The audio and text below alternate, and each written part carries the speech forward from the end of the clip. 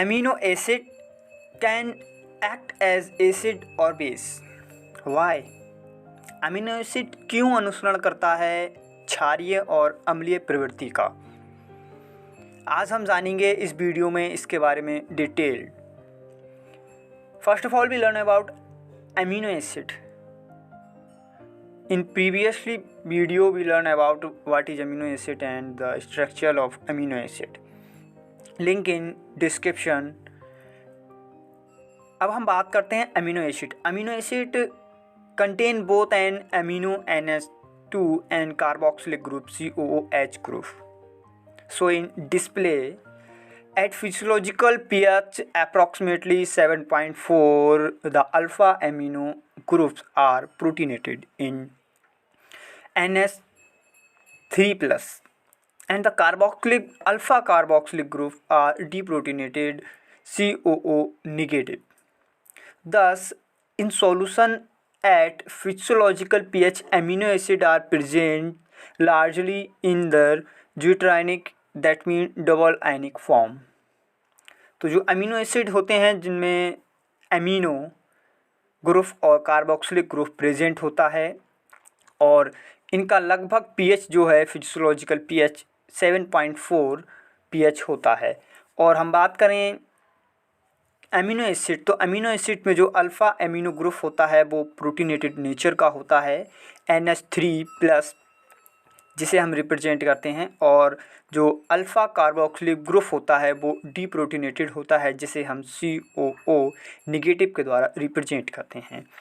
और इनका जो सॉल्यूशन होता है पीएच फिजियोलॉजिकल पीएच वो लार्जली ड्यूटरआयनिक या फिर डबल आयनिक फॉर्म में प्रेजेंट होता है, या हम कह सकते हैं कि इनका फिजियोलॉजिकल जो पीएच होता है अमीनो एसिड्स का जिसमें लार्ज नंबर में ड्यूटरआयनिक डबल आयन फॉर्म जिसपे acid and base form mix होता है, इस प्रकार के फॉर्म को हम ड्यूटरआयनिक फॉर्म कहते हैं और डबल आयनिक फॉर्म कहते हैं. The ionization stage of an amino acid vary with pH at a very low pH. जो अमीनो एसिड होता है उनका आयोनाइजेशन स्टेज होता है वो वेरी करता है पीएच के बेस पर and the low and high pH etcetera.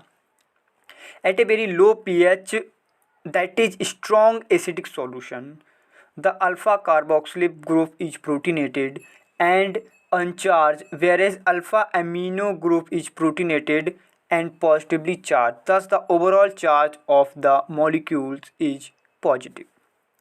जब हम वेरी लो पीएच पे अर्थात स्ट्रॉन्ग एसिडिक सॉल्यूशन में कार्बोक्सिलिक ग्रुप जो होता है वो प्रोटीनेटेड हो जाता है.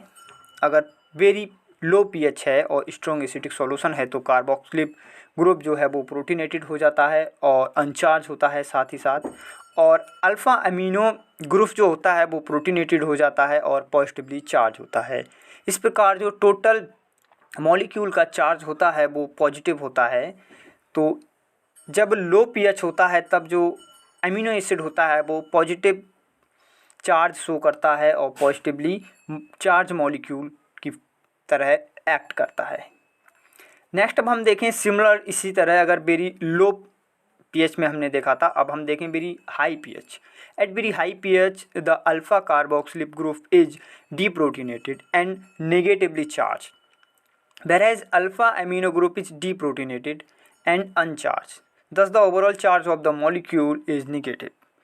जब हम वेरी हाई पीएच पर अमीनो एसिड को ट्रीट करते हैं तो इस प्रकार के अमीनो एसिड्स जो हैं वो उनका कार्बोक्सिलिक ग्रुप जो है वो डीप्रोटीनेटेड हो जाता है और नेगेटिवली चार्ज हो जाता है, जबकि अल्फ़ा अमीनो ग्रुप जो हैं वो डीप्रोटीनेटेड हो जाते हैं और अनचार्ज हो जाते हैं. इस प्रकार टोटल मॉलिक्यूल्स का जो चार्ज होता है वो नेगेटिव होता है. Amino acid are amphoteric molecules. तो एम्फीप्रोटिक मॉलिक्यूल्स उस प्रकार के मॉलिक्यूल्स होते हैं जो प्रोटॉन एक्सेप्ट और डोनेट बहुत ईजिली कर लेते हैं, और इस प्रकार का फिनोमिना या इस प्रकार के हम जो टर्म है उसका यूज करते हैं एफीप्रोटिक. एम्फीप्रोटिक स्पीसीज कहते हैं इस प्रकार के मॉलिक्यूल्स को. Amino acid are amphiprotic molecules, a molecules of iron that can both accept or donate proton is called an amphiprotic species. Since the carboxylic group is able to lose a proton and the amino group is able to accept a proton, an amino acid can act both as an acid and a base. Carboxylic group जो होता है वो able होता है loose proton करने के लिए, और एमिनो ग्रुप जो होता है वो एबल होता है एक्सेप्ट प्रोटॉन को करने के लिए। इस प्रकार जो एमिनो एसिड होता है वो एसिड और बेस दोनों की तरह रिएक्ट करता है, अनुसरण करता है, क्योंकि यह ईजिली इलेक्ट्रॉन को डोनेट और एक्सेप्ट कर लेता है और एम्फीप्रोटिक मॉलिक्यूल की तरह या स्पीसीज की तरह एक्ट करता है। A substance that can act as either an acid or a base is called as amphoteric substance. Thus, amino acid is also amphoteric in nature.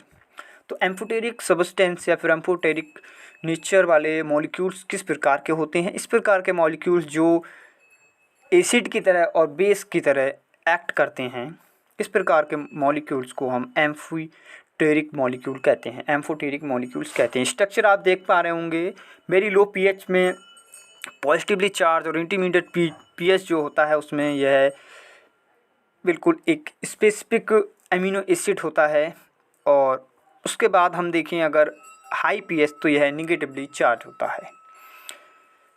The amino acid behavior of the amino acid in solution. The ionization stages of amino acid is alternated by a change in pH.